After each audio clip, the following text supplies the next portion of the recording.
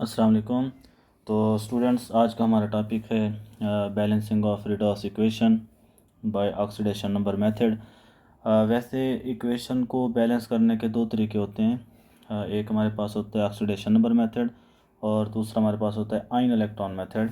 तो जो केमिस्ट्री का न्यू सिलेबस है इसके अंदर आयन इलेक्ट्रॉन मेथड नहीं है, इसमें सिर्फ ऑक्सीडेशन नंबर मेथड है।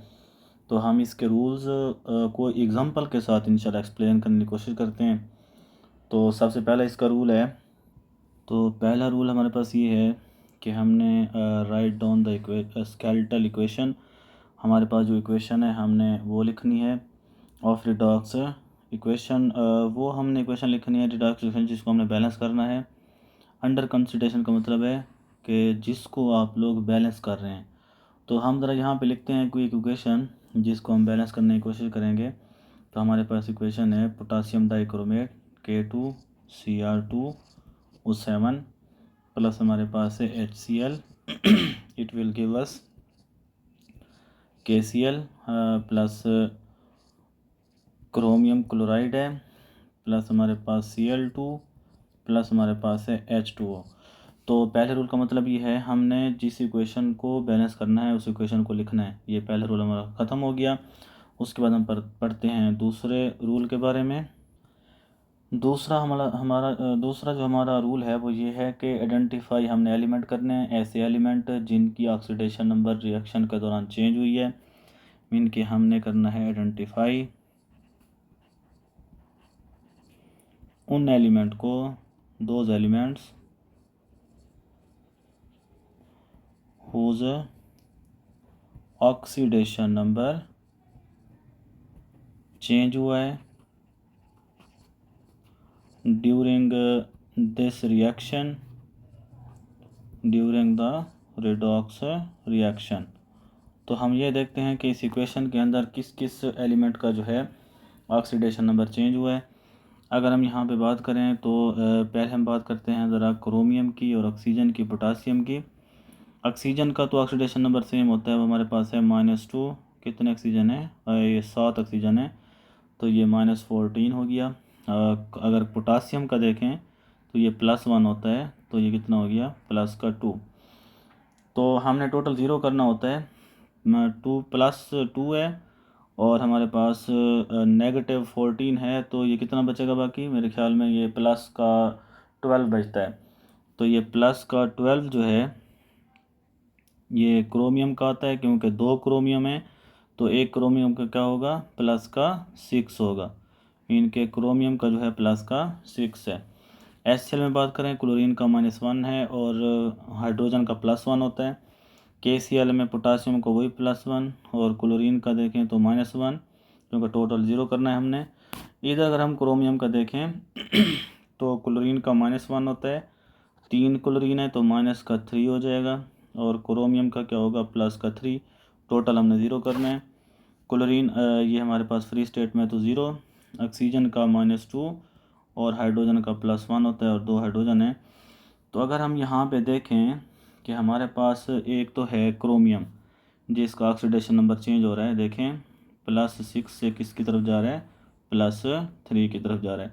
मीन कि यहाँ पर क्रोमियम की रिडक्शन हो रही है। दूसरा हम देखते हैं क्लोरीन को। यहाँ क्लोरीन का -1 है और अगर देखें यहाँ पे तो क्लोरीन क्या है? 0 है। तो क्लोरीन जो है -1 से किस में चली गई है? 0 में चली गई है। तो यहाँ जो क्लोरीन है उसकी क्या हुई है? ऑक्सीडेशन हुई है। तो हमारा जो सेकंड रूल है वो भी यही कहता है कि आपने उन एलिमेंट को आइडेंटिफाई करना है जिनकी ऑक्सीडेशन नंबर चेंज हुई है। तो हमने इस रिएक्शन के अंदर 2 एलिमेंट को देखा, एक क्रोमियम और एक क्लोरीन, जिनकी ऑक्सीडेशन नंबर क्या हो रही है? चेंज हो रही है। तो हमारे पास नेक्स्ट जो रूल है वो है रूल नंबर 3। रूल नंबर 3 जो है वो ये है कि हमने रिकॉर्ड करना है, record the oxidation number on the symbol of the element, on the symbol of the elements। हमने एलिमेंट्स के जो सैम्बल्स हैं उनके ऊपर हमने ऑक्सीडेशन नंबर को रिकॉर्ड करना है। कैसे देखें ज़रा, जैसे हमने लिखी इक्वेशन K2Cr2O7 और एक क्रोमियम का कितना हमने लिखा? +6 है। प्लस हमारे पास HCl है, यहाँ क्लोरीन का ऑक्सीडेशन नंबर चेंज हुआ, जिनका चेंज हुआ हमने उसका लिखना है। नेक्स्ट हमारे पास है KCl, यहाँ पर क्लोरीन का चेंज नहीं हुआ। प्लस हमारे पास है क्रोमियम क्लोराइड CrCl3, तो क्रोमियम इधर प्लस का 3 है, ये हम लोग ज़रा इसके ऑक्सीडेशन नंबर को मिटा देते हैं। तो नेक्स्ट हमारे पास यहाँ इधर हमारे पास KCl है। तो नेक्स्ट हमारे पास है Cl2, इसका भी चेंज हुआ है तो हम इसको रिकॉर्ड करते हैं। नेक्स्ट हमारे पास H2 है, उसका चेंज नहीं हुआ, उसको एज इट एज लिखेंगे। तो रूल नंबर 3 यही है कि हमने रिकॉर्ड करना है ऑक्सीडेशन नंबर को on the symbol of the element. हमने वो एलिमेंट उन एलिमेंट का लिखना है जिन एलिमेंट का ऑक्सीडेशन नंबर चेंज हुआ है। तो चलते हैं रूल नंबर 4 की तरफ। तो हमारे पास रूल नंबर 4 है। रूल नंबर 4 ये कहता है हमने ऑक्सीडेशन नंबर को एरो के ज़रिए से ज़ाहिर करना है। कैसे ज़ाहिर करना है देखें, हमने इंडिकेट करना है द चेंज इन ऑक्सीडेशन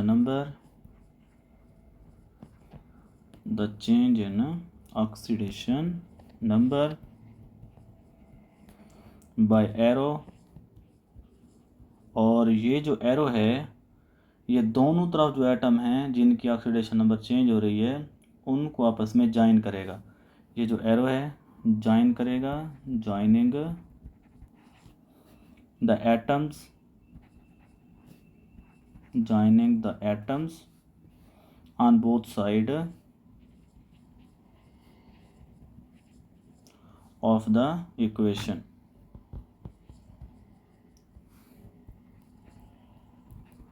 और ये जो एरो है ये हमें बताएगा किस चीज़ के बारे में, ये एरो में बताएगा नंबर ऑफ इलेक्ट्रॉन गेन और लॉस्ट। मीन कि ये जो एरो है हमें बताएगा नंबर ऑफ इलेक्ट्रॉन्स, हाँ जी, गेन और लॉस्ट।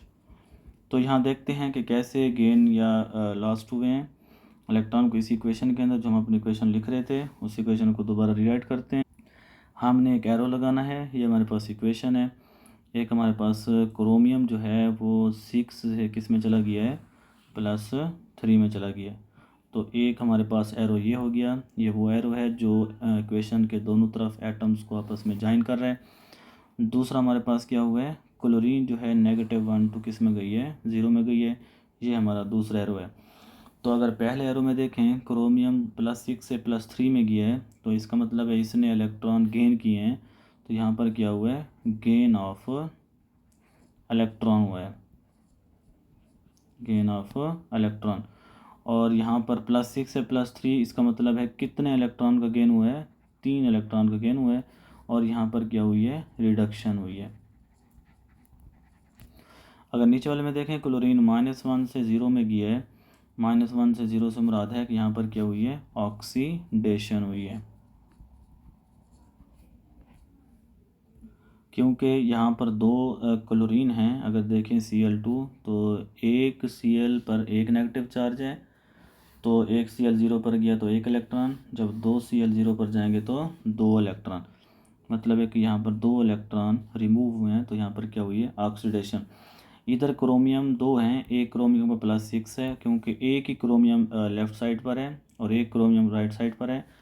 जो लेफ़्ट साइड वाले 2 हैं उसको हम इसलिए एक कर रहे हैं क्योंकि हमारा जो प्रोडक्ट है उसमें एक क्रोमियम आ रहा है। तो प्लस का 6 किस में चला गया, प्लस के 3 में। तो कितना इलेक्ट्रॉन का यहाँ पे हमारे पास गेन हुआ है, 3 इलेक्ट्रॉन का। क्लोरीन के केस में देखें तो 2 क्लोरीन जो हैं वो इलेक्ट्रॉन को लूज़ कर रहे हैं, तो इसलिए हमारे पास 2 इलेक्ट्रॉन आएंगे। रूल नंबर 5 है हमारे पास, हमने ये जो इलेक्ट्रॉन है ये 2 इलेक्ट्रॉन हमारे पास ये हो गए, 3 वो हो गए। हमने इलेक्ट्रॉन की तादाद को बराबर करना है, कैसे, एक सूटेबल डिजिट से मल्टीप्लाई करके। मीन कि हमने करना है equate the number of electrons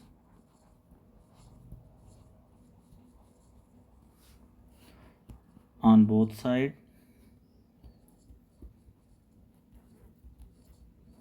या हम यूँ कह दें कि the number of electron gain और lost equate the number of electrons gain और लॉस्ट।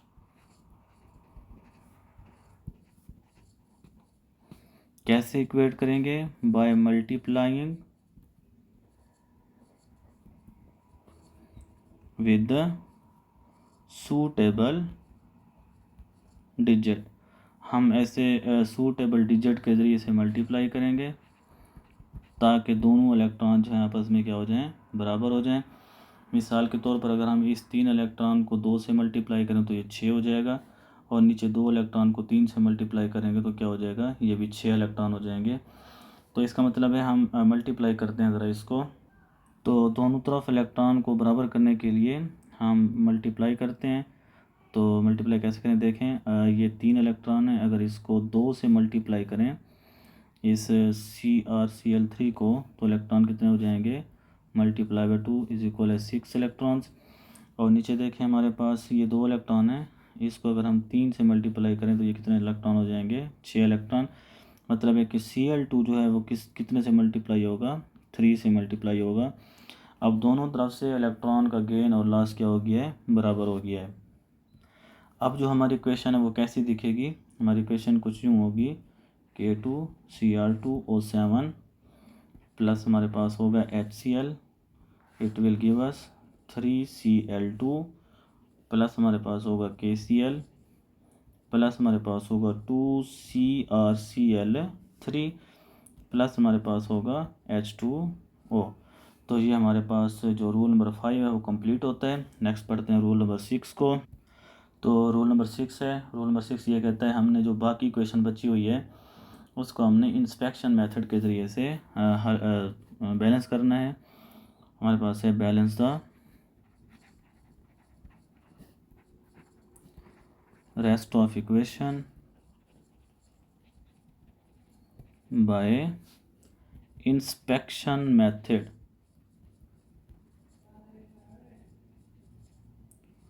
अब इंस्पेक्शन मेथड के चंद रूल्स हैं।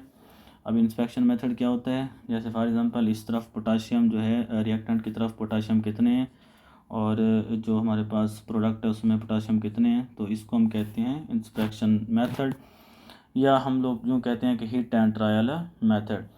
तो इंस्पेक्शन मेथड के चंद रूल्स हैं, हम लोग यहाँ पर अगर डिस्कस करें, अगर इक्वेशन में नाइट्रोजन, ऑक्सीजन और हाइड्रोजन के अलावा कोई एलिमेंट्स हैं, ठीक है, if there are atoms rather than nitrogen, oxygen and hydrogen, तो हमने सबसे पहले उन एटम्स को बैलेंस करना है। They are balanced first. अच्छा, देन क्या होगा, देन नाइट्रोजन अगर मौजूद है तो वो बैलेंस्ड होगा। दूसरे नंबर पर ऑक्सीजन अगर मौजूद है तो वो क्या होगा, बैलेंस्ड होगा। लास्ट पे जाके कौन बैलेंस्ड होगा, हाइड्रोजन जो है वो बैलेंस्ड होगा। तो ये हमारे पास इंस्पेक्शन मेथड के चंद रूल्स हैं जो नई बुक के अंदर बताए हुए हैं। नेक्स्ट हमारे पास ये देखें हमने इसको इंस्पेक्शन मेथड के जरिए से कैसे सॉल्व करना है। यहाँ पर देखें पोटासियम, पहले हम पोटासियम को देखते हैं या पहले क्रोमियम को देख लेते हैं। इधर क्रोमियम कितने हमारे पास, 2 क्रोमियम है। अगर इस तरफ देखें तो 2 क्रोमियम है, क्रोमियम बैलेंस हो गया। उसके बाद हम क्योंकि ऑक्सीजन और हाइड्रोजन क्लोरीन बचते हैं, इधर हमारे पास क्लोरीन कितना है, 1 है, और इधर हमारे पास क्लोरीन कितने हैं, 6 क्लोरीन है। तो हम लोग HCl को कितने से मल्टीप्लाई करेंगे, 6 से। सॉरी इधर पोटाशियम की अगर बात करें तो पोटाशियम इधर 2 हैं, तो यहाँ पर पोटाशियम 1 है, तो यहाँ पर हम कितने लगाएंगे, 2 लगाएंगे पोटाशियम के साथ। तो ये पोटाशियम भी 2 हो जाएंगे, यहाँ पर क्लोरीन भी 2 हो जाएंगे। और नेक्स्ट अगर देखें हम क्रोमियम को, क्रोमियम इधर 2 हैं तो इधर भी क्रोमियम जो है वो 2 हैं।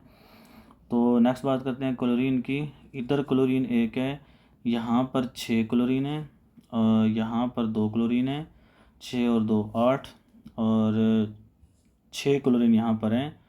तो टोटल कितने क्लोरीन है, 14 क्लोरीन है। तो इसलिए हम HCl के साथ क्या लगाएंगे, 14 लगाएंगे। अगला हमने जो एटम बैलेंस करना है वो हमारे पास ऑक्सीजन है। अगर इस तरफ देखें तो ऑक्सीजन हमारे पास 7 हैं, और इस तरफ देखें तो ऑक्सीजन 1 है। तो हम H2O को कितने से मल्टीप्लाई करेंगे, 7 से, ताकि ऑक्सीजन बैलेंस्ड हो जाए। तो लास्ट पे हमने हाइड्रोजन को बैलेंस करना होता है। अगर हाइड्रोजन को देखें तो हाइड्रोजन इस तरफ 14 हाइड्रोजन है, तो हमारी जो लेफ़्ट साइड है, जो राइट साइड है, दोनों के पास क्या है, 14 हाइड्रोजन है। तो हमारी इक्वेशन जो है वो बैलेंस्ड हो गई है। अगर हम इक्वेशन को रीराइट करें तो हमारी इक्वेशन कैसी बनेगी अब, तो हमारे पास जो K2Cr2O7 थे, ये एक है, 14 हमने लगाया HCl के साथ, 3 हमने लगाया था Cl2 के साथ, और 2 हमने लगाया था KCl के साथ, 2 हमने लगाया था क्रोमियम क्लोराइड के साथ, और जो हमारे पास H2 है उसको हमने 7 से मल्टीप्लाई किया था, 7H2O। तो ये हमारी क्या है, बैलेंस्ड केमिकल इक्वेशन है। ठीक है बच्चों, तो ये एक इम्पोर्टेंट लॉन्ग क्वेश्चन है। हमने इक्वेशन को बैलेंस करना होता है किसके ज़रिए से, ऑक्सीडेशन नंबर मेथड के ज़रिए से। तो मैंने आप लोगों को एक एक रूल जो है उसकी एग्जांपल देकर क्लियर करवा दिया। इंशाल्लाह मिलते हैं नेक्स्ट लेक्चर के अंदर। थैंक यू, अल्लाह हाफिज़।